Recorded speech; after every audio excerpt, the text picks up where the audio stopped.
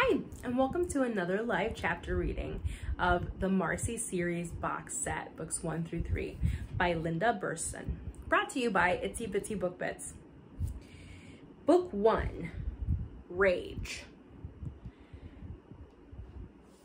Chapter 1. Leaving work in a huff has become a regular event. I can feel everyone's perturbed eyes staring at me through the back of my head as I exit the kitchen door of my bakery, coffee, tea, and treats.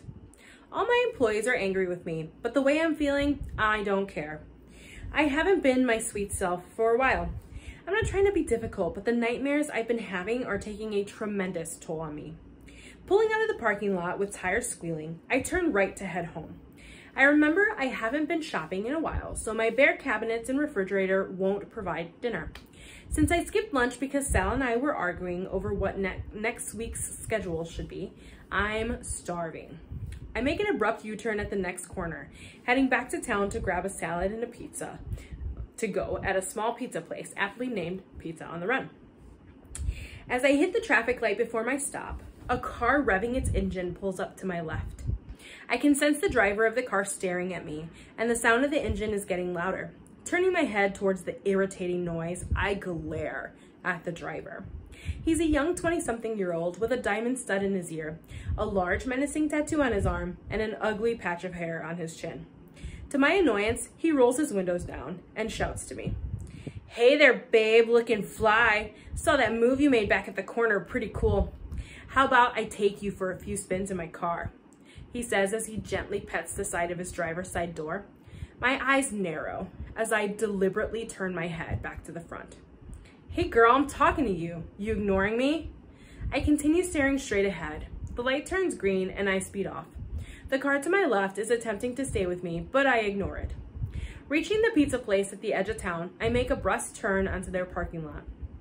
Thankfully, the obnoxious young man drives off. I'm relieved he's gone because I'm afraid I would have said something unpleasant had he pulled in behind me. As I exit the restaurant with my food, I see my engine revving pest. He's lazily leaning against his souped-up orange car, one with the big fancy rims and rear spoiler. He's maybe 5 feet 8 inches tall compared to my 5 feet 4 inch frame, but he does have about 75 pounds on me. Well, there's the bitch who thinks she's too good to talk to me. I calmly open my passenger side door and place the hot box of pizza and salad on my car seat. Taking a deep breath, I walk around to the driver's side of my car and get in without even looking at the immature idiot trying to get my attention. "You stupid slut. You think you can ignore me?" "I'm trying, but you're not making it easy." I enunciate clearly so there can be no mistake as to what I've said. Before I can close my door, start my car, and take off, he comes at me, pulling my arm towards him and then snatches a handful of my hair. He lowers his face to mine. I can feel his hot breath on my cheek. "Maybe I should tame this mouth of yours, babe. What do you think?" The village idiot pulls me further out of my car in a pathetic attempt to kiss me. I step on his foot with my heel and push him, creating some distance. I get far enough away that I'm able to use a front jump kick to protect myself. When my right foot connects with his mouth, it sends him backward onto the ground. He's still swearing at me all the while. "Stay down, or I'll kick you again, and this time, I'll really make it count." In answer, he snarls at me from the sidewalk. "You messed with the wrong woman. I don't like being treated disrespectfully, and I certainly don't like being touched. Now get back in your obnoxious car and drive away before I really make you pay." His slight frown and tight lips show his surprised face. He forces himself up onto his feet as he wipes the blood oozing out of his nose with his hand. He mumbles something incredibly nasty under his breath before he hops into his car, speeding off without so much as a look back in my direction. I watch him drive away, another perfect ending to another perfect day. After dinner, I retire early. Climbing into bed, I slink under the covers.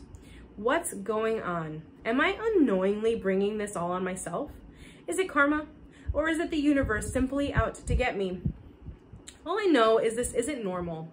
That was the second creep I've had to hit this month, not to mention the woman I threatened. She deserved it though. She slammed her shopping cart into me and didn't apologize. Who does that anyway? The other guy I hit may have been more my fault. I stole his parking space. Although he didn't have to get out of his car and yell obscenities at me, that's what sent me over the edge. I've got to get a grip. This isn't how I was raised. If my family and congregation from church back home could see me now, they'd wonder what happened to me. It's almost as if I'm wishing for people to do things wrong to me so I can expel my anger. As I fall asleep, all I can think of is a 4-letter word: rage. I'm not sure how long I've been out when I'm suddenly awake, yelling from another nightmare. I'm tensed and frightened, and my body has broken out in a cold sweat. I can't get back to sleep, but what else is new? The next morning at work, I'm tired and sluggish. When I arrive at 5, my restless nights and early mornings are defeating me. When I stroll into the store, it's evident that Sal Malone, my head baker, doesn't want to have a conversation with me. He politely offers me a good morning and continues with his business.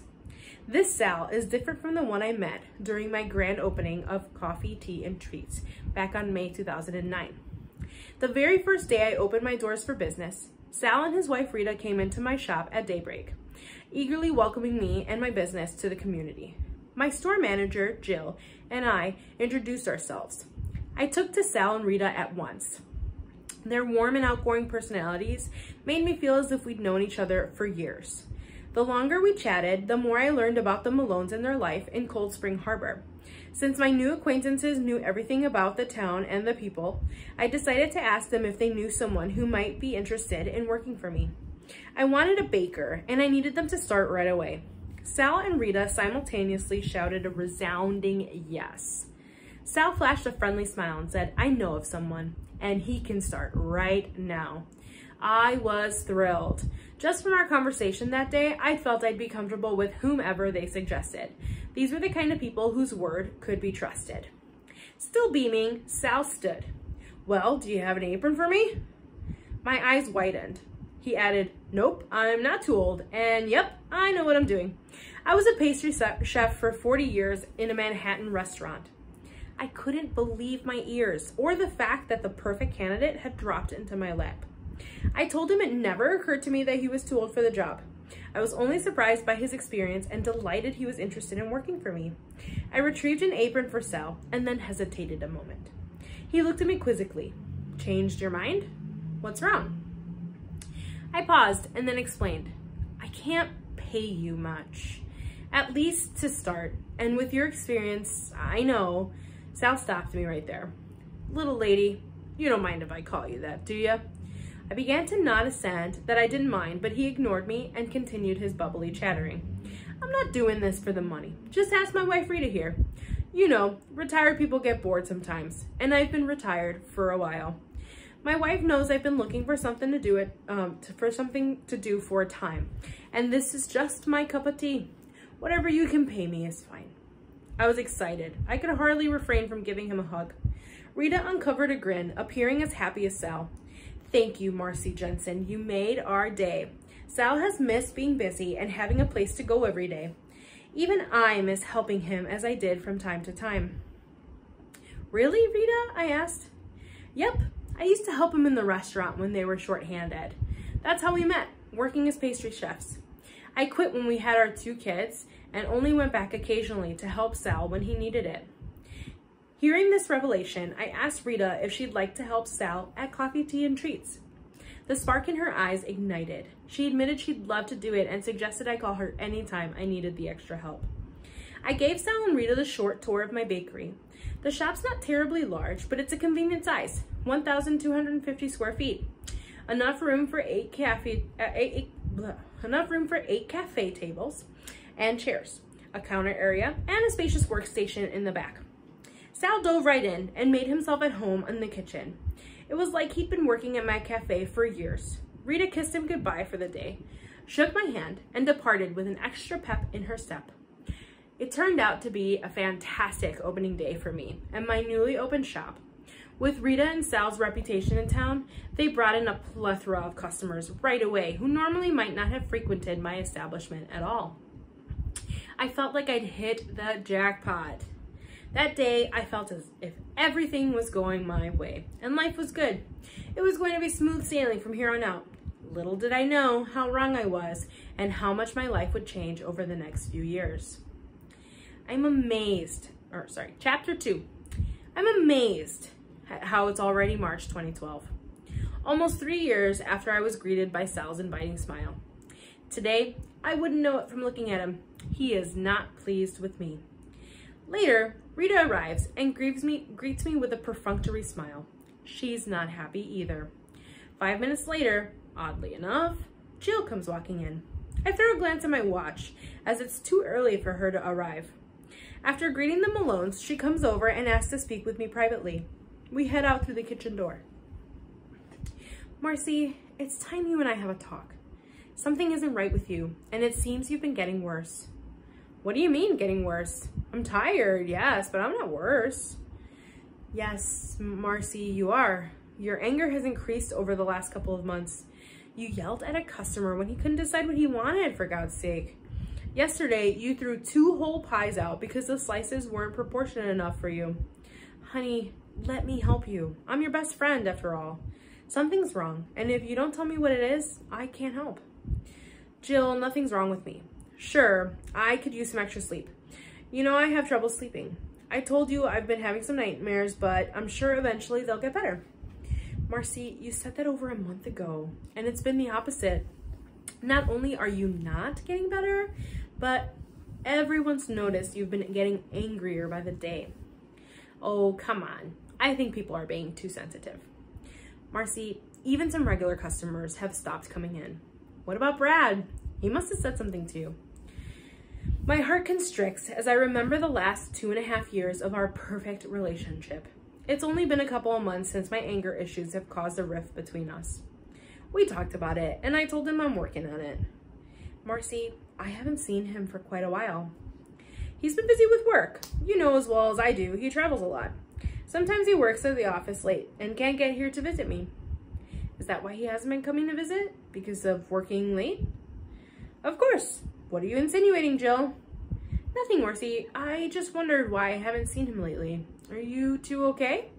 Sure, we are. We're fine. I reiterate clearly.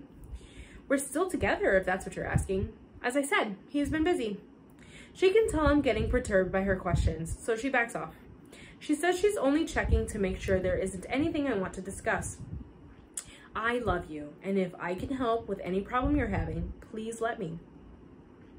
I thank her, but say I'm fine. Then she asks if a therapist could help me. Now you sound like Brad. What is it with you people in therapy? What's a therapist going to do that I can't do myself? If I can't figure out these stupid nightmares, how in the world is a therapist going to figure them out? I'll be fine. I just need more time. Jill's the only person who can get away with talking to me like this. We've been best friends almost since the day we've met. I've known Jill longer than I've known anyone else in Cold Spring Harbor. Towards the end of April 2009, I was setting up my bakery, preparing to open in the next couple weeks.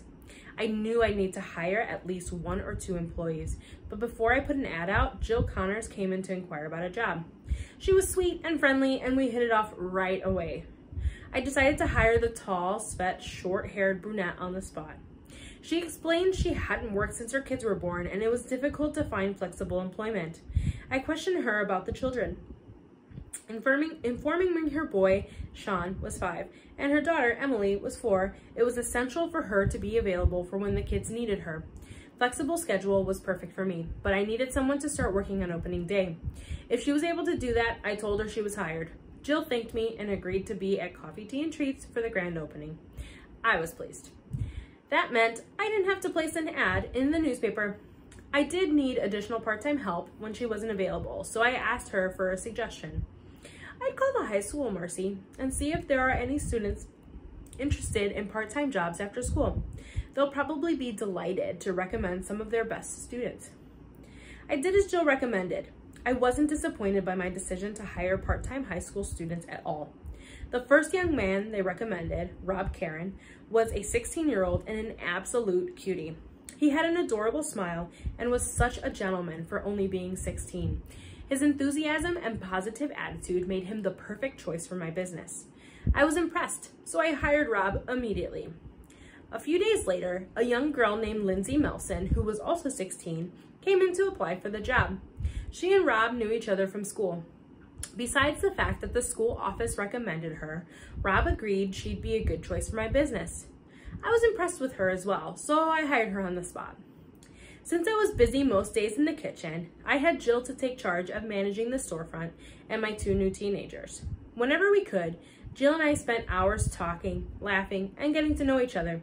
Many nights after work, I'd get together with her and her husband Mark and their children. From the moment Jill and I met, we were inseparable. I don't remember having a friend this close since my college days. She was always there when I needed her, and she still is. I love how well we get along, and our friendship in and out of work has continued to grow. After a couple of months knowing each other, Jill and Mark began playing matchmaker. They wanted to introduce me to a single guy they knew, so I didn't feel like a third wheel when I hung out with them. I told them I was too busy to think of dating, and if they didn't mind me as a third wheel, then I didn't mind it either. I appreciated them trying to fix me up, but I knew me best. I was always particular when it came to dating men. I was looking for my true love, my one and only, my soulmate, and I was certain I'd know who that would be the moment I met him. I didn't want to upset them if I didn't like one of their friends. That's it for now. I hope you enjoyed the chapter reading.